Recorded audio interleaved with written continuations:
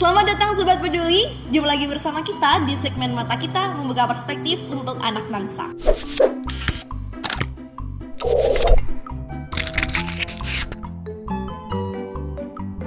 Pada kesempatan kali ini, kita lagi bersama teman-teman yang hebat, teman-teman yang peduli terhadap perpolitikan kita. Ini bisa kenalin dulu kali ya teman-teman semuanya di sini. Samping saya ada Yusril, ada di sini juga ada Habib, ada di sini ada Miko. Ya kita dari tadi dan kita di sini sebagai bentuk kepedulian kita ya, mengenai kita merefleksi si pesan demokrasi yang kemarin sudah kita laksanakan. Pemilu kemarin ini kan suatu pemilu yang unik ya. Kenapa menjadi pemilu yang unik? Karena ini kalau misalnya dalam tataran demokrasi di Indonesia ya teman-teman, sejarah demokrasi kita sudah melaksanakan pemilihan umum ini selama 4 kali, tahun 2004, 2009, 2014 dan 2019. Kebetulan juga pada tahun ini kita melaksanakan pemilu serentak, di mana pemilu legislatif dan pemilu presiden dilaksanakan bersama-sama dalam satu kali waktu. Nah ini yang kita pendapat aja sama teman-teman. Kalian nih pilpres kemarin bagaimana? Berhubung ini adalah pemilu pertama saya ya, saya sebenarnya merasa hype, terutama dengan adanya polarisasi sebenarnya. Calon-calon pemimpin bangsa yang pada pemilu ini kan cuma beberapa ya, di presidennya cuma ada 2. Iya. Jadi hype-nya dari masyarakat, walaupun saya belum pernah merasakan pemilu sebelumnya, saya sebagai pemilih awal juga merasa hype karena adanya polarisasi, walaupun polarisasi ini juga ada sisi positif sama negatifnya sih. Kalau dari saya, pertama aku sangat bahagia sekali. Kenapa? Karena aku bisa memilih untuk pemilu pertama saya. Tapi sedihnya adalah dulu waktu pemilihan gubernur Jawa Timur aku dapat surat undangan. Iya. Nah, tapi kalau di pemilu presiden ini aku nggak dapet C6. Harus menunggu jam 12 siang ke TPS karena aku hanya bisa menggunakan KTP untuk itu. Kalau boleh tahu kenapa tuh? Kenapa kok nggak dapat C6? Ya nggak tahu ya. Nggak tahu ya. Habis tahu. mungkin. Mungkin sudah kehabisan karena kertas itu kan sangat terbatas. Kertas kan dari pohon. Nah kalau pohon itu banyak ditebang, berarti kan kertas itu limited sekali. Siap. Kenapa jadi dibahas? Jadi pohonnya nanti hilang. ini pohon yang punya Pak O. Oh ya, jadi ini terus kalau menurut Miko gimana nih? Kalau saya kan sudah 2 kali nih. Cuman tahun ini saya golput. Oh, kenapa? Kenapa golput? Jadi waktu itu mau ngurus A5. ya A5. Itu sepupu aku lagi sakit. Sehingga ya mau nggak mau akhirnya kita pulang gitu. Waktu sudah ditunggu di sana ramai banget gitu. Di sana tuh dari yang Cina, Jawa, Sunda, Sumatera, Palangkaraya, pokoknya dari pemindahan mau coba di Surabaya itu banyak sekali. Mereka antusias tuh yang sangat sekali. Jadi tahun ini walaupun cuma 2 itu kayak rasanya sensasinya lebih mantap gitu daripada yang kayak ketiga dulu kan. Dulu ada 3 ya, 3 Iya. atau 4. Jadi ada 2 putaran kan akhirnya. Ini kan ada 2 putaran jadi kayak lebih menggebu-gebu Hype-nya ya. gitu ya. Terus anak-anak muda kan mulai sadar bahwa ini harus 11 gitu. Teman-teman yang dulu gak politik sekarang yang ngomong politik Iya. gitu. Iya. Yang dulu gak santri sekarang jadi santri ya. Iya. Jadi Oke. santri mantap itu sih. Oke, terus kalian nih milih ya, ini milih. Milih. Golput. Golput. Teman-teman siapa yang golput di sini? Aku dengar sebagai golputer semuanya. Oke, terkait dengan pilpres kemarin ada 2 calon tadi sudah disebutin, dan teman-teman tuh yang bikin hype-nya demokrasi kita ya, perpolitikan demokrasi sih, perpolitikan kita kan di nasional pun bahkan.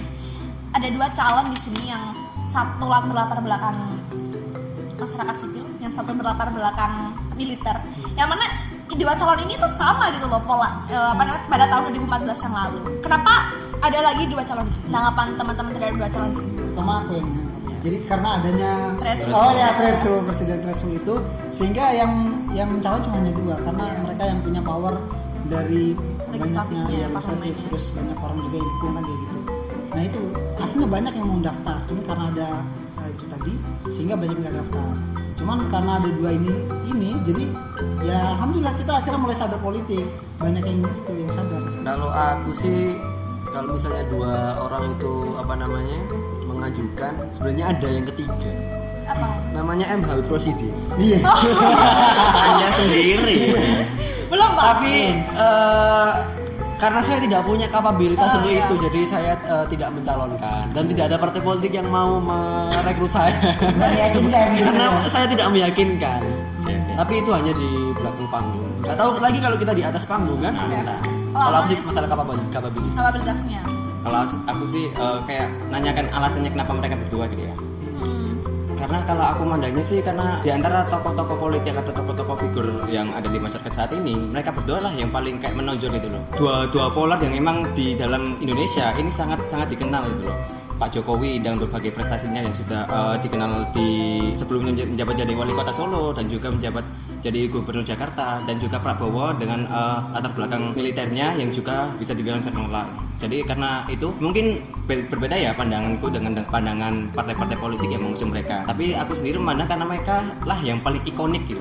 Tapi kalau kita bicara masalah kapabilitas, ikon dan sebagainya, pada pemilu kali ini kita rasa tidak ada yang berbeda gitu kan teman-teman ya, terkait dengan capresnya ini sama-sama ya yang sama ya tahun 2015 lalu. Kemudian yang jadi yang beda mungkin adalah wakilnya nih, wakilnya yang beda. Wakilnya ini yang beda.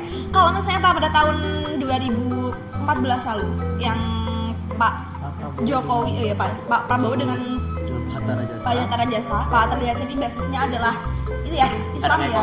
Ekonom juga. Dan tadi bilang ini kalau misalnya Pak Hatta ini lebih ini nggak sih, lebih Islamis nggak sih orangnya, atau mungkin bisa dikatakan kalau Islamis apa enggaknya sih itu tergantung sama orangnya. Iya. Karena itu kan masalah tentang agama, itu kan masalah privasi orang-orang.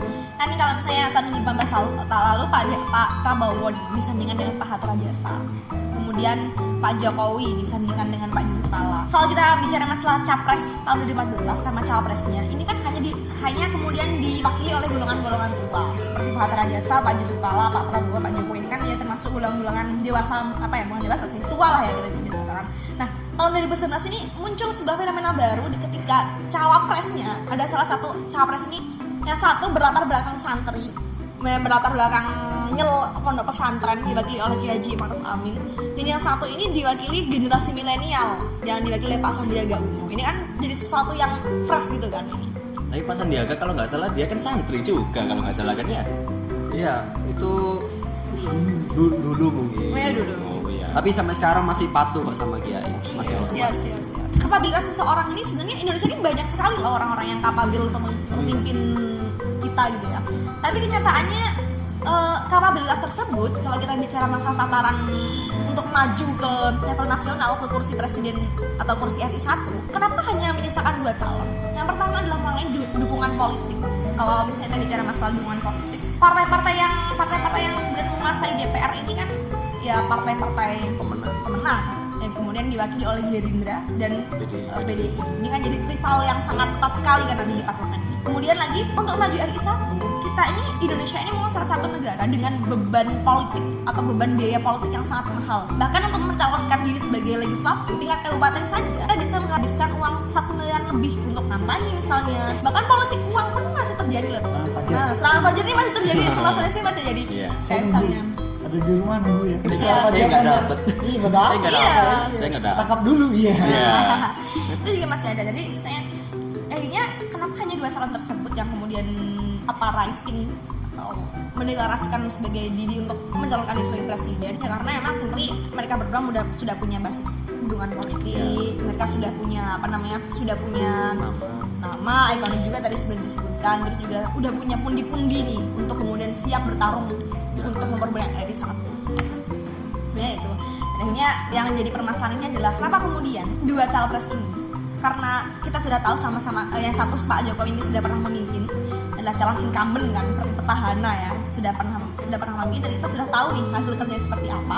Dan Pak Prabowo yang kemudian oleh beberapa kelompok diistimewakan sebagai pemimpin untuk menggantikan Pak Jokowi, dan ini kan Pak Prabowo ini kalau kita bisa katakan merupakan calon alternatif atau pemimpin alternatif dari gerakan hashtag 2019 ganti presiden. Mau tidak mau kita mengaku itu, karena bahkan basis penduduk Pak Prabowo sendiri ini merupakan orang-orang yang gemar menyuarakan hashtag tersebut.